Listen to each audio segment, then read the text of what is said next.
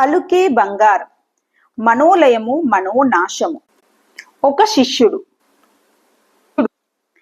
అహంకార మూలాన్ని అన్వేషిస్తుండగా నేను ఒక ప్రశాంత స్థితిని చేరుకొని ఇక ముందుకు వెళ్ళలేకపోతున్నాను.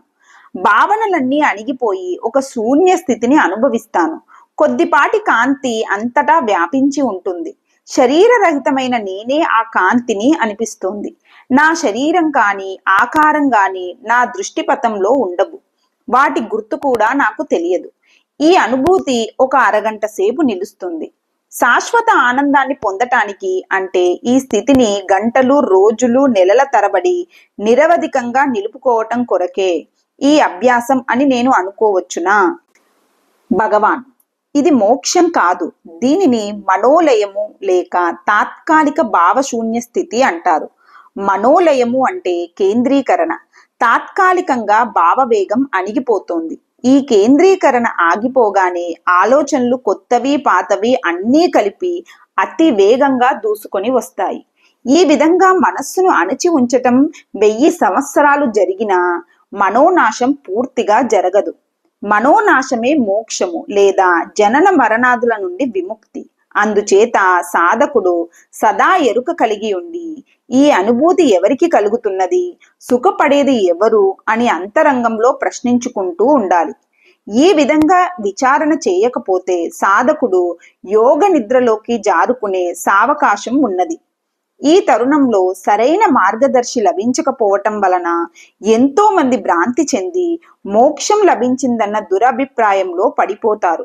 కొంతమంది మాత్రమే పూర్వజన్మ సుకృతం వలన, పరమానుగ్రహం వలన క్షేమంగా లక్ష్యాన్ని చేరుకుంటారు అంటూ దీనికి ఉదాహరణగా భగవాన్ ఈ క్రింది కథ చెప్పారు. ఒక యోగి గంగానది ఒడ్డున ఎంతో కాలం తపస్సు చేశాడు. ఆయనకు హెచ్చు స్థాయిలో ధ్యానం కుదిరినప్పటికీ ధ్యానాన్ని ఇంకా తీవ్రతరం చేస్తే మోక్షం సిద్ధిస్తుందని నమ్మకం కలిగి ధ్యానాన్ని తీవ్రతరం చేశాడు. ఒక రోజున ఆ విధంగా కేంద్రీకరిస్తుండగా ఆయనకు విపరీతంగా దాహం వేసింది. శిష్యుణ్ణి పిలిచి గంగ నుండి మంచినీరు తెమ్మని చెప్పాడు. కానీ ఆ శిష్యుడు నీరు తెచ్చే లోపల యోగి సుదీర్ఘ సమాధిలోకి వెళ్ళిపోయాడు. ఆయన ఈ విధంగా సమాధిలో లెక్కలేనన్ని సంవత్సరాలు ఉన్నాడు. ఈ మధ్య కాలంలో ఎన్నో విషయాలు జరిగిపోయాయి. కొంతకాలానికి యోగి సమాధి నుండి బయటకు వచ్చి తక్షణమే నీరు కావాలన్నాడు. కానీ ఆనాటి శిష్యుడు అక్కడ లేడు. యోగి సమాధి విడిచిన వెంటనే అడిగింది నీరు. ఎందుచేతనంటే సమాధిలోకి వెళ్లే ముందు ఆయన మనస్సులోని చివరి కోరిక నీరు. ధ్యానం తీవ్రమై ఎంత కాలమైనప్పటికీ ఆయన తన ఆలోచనలను తాత్కాలికంగా మాత్రమే అణచి ఉంచాడు. ఆయనకు తెలివి రాగానే మొదటి ఆలోచన ప్రబలంగా నీటి వైపు మళ్ళింది. వరద నీరు ఆనకట్టకు బ్రద్దలు కొట్టుకొని అతి వేగంగా పైకి ఉబికినట్లు సమాధికి పూర్వం ఉన్న ఆలోచనే సమాధి నుండి బయటకు వచ్చిన తర్వాత మొదటిగా ఉద్భవించింది.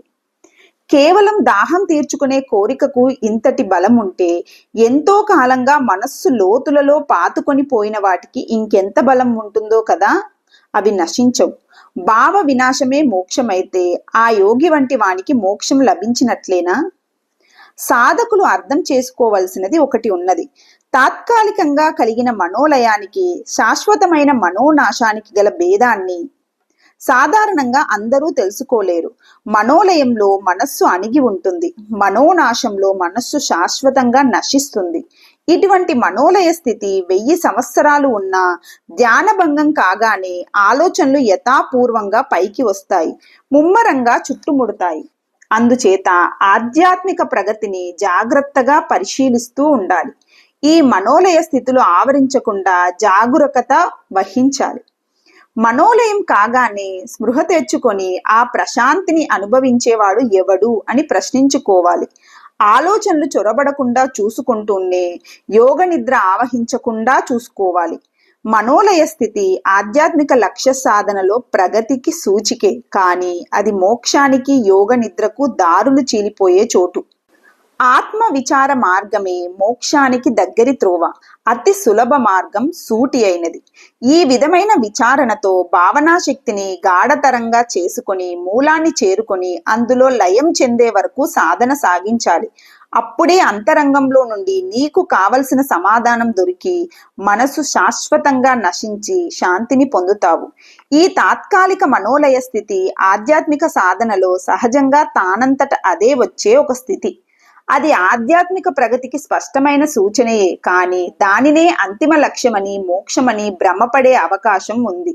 సరిగ్గా ఆ సమయంలో ఆధ్యాత్మిక మార్గదర్శి లేక గురువు అవసరమవుతాడు.